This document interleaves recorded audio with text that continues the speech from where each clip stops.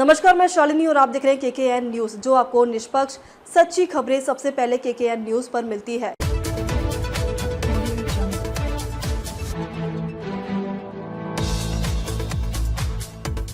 रायपुर में पटवारी पति से 70 लाख वसूली, 2.5 करोड़ मांगे। कांग्रेस नेता ने जमीन भी अपने नाम करवाई। एसीबी ईओडब्ल्यू में पहुंच बताकर ब्लैकमेलिंग की।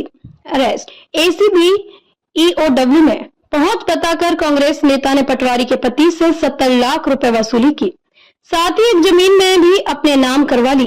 इसके बाद वह रिश्वत के केस फंसाने की धमकी देकर 2.5 करोड़ की मांग करने लगा। पीड़ित ने इसकी शिकायत टिकरापारा थाने में की। पुलिस ने आरोपी हसन आबिदी को बुधवार रात गिरफ्तार कर लिया है। फिलहाल पुलिस की टीम मामले में जांच कर रही है। पुलिस ने बताया कि देवपुरी निवासी राजेश सोनी का रियल एस्टेट का कारोबार है। उनकी पत्नी सारिका सोनी पटवारी है। पिछले कई माह से कांग्रेसी नेता हसन आबिदी उन्हें परेशान कर रहा है।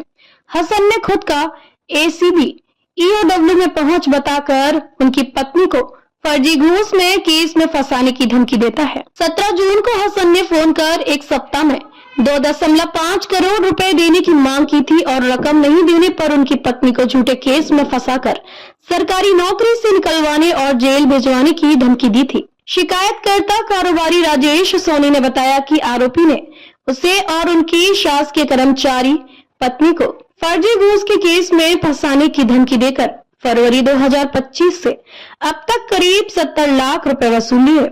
इतना ही नहीं, उसने सिमरन सिटी भाटा गांव में 3500 वर्ग फुट की जमीन भी दान पत्र के जरिए अपने परिचित के नाम रजिस्ट्री करवा ली। राजेश ने बताया कि आरोपी ने उसकी पत्नी को धमकी देकर कहा कि उनकी पत्नी सारिका के खिलाफ विवेक नाम के व्यक्ति ने भ्रष्टाचार की शिकायत एसीबी ईओडब्ल्यू में की है।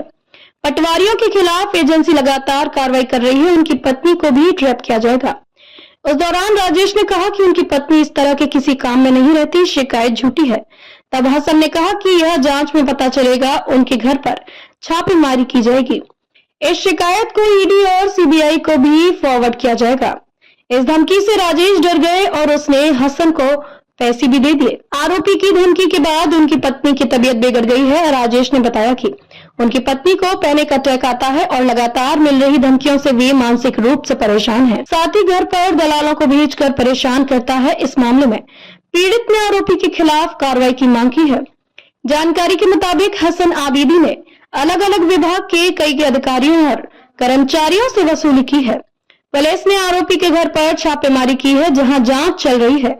शुरुआती जांच में प्रॉपर्टी के दस्तावेज, कैश, सोने चांदी के जेवर और मोबाइल जब्त किए गए हैं। हसन आबिदी कांग्रेस पार्टी से जुड़ा हुआ है। वह खुद की बड़े नेताओं और अधिकारियों के साथ पहुंच होना बताता है। आरोपी हसन के सोशल मीडिया पर कांग्रेस के बड़े नेताओं के साथ फोटो भी है, जो अब वायरल हो रही है। ताज़ा खबरों के लिए केकेएन न्यूज पेज को फॉलो करें और लाइक करें और सब्सक्राइब करें।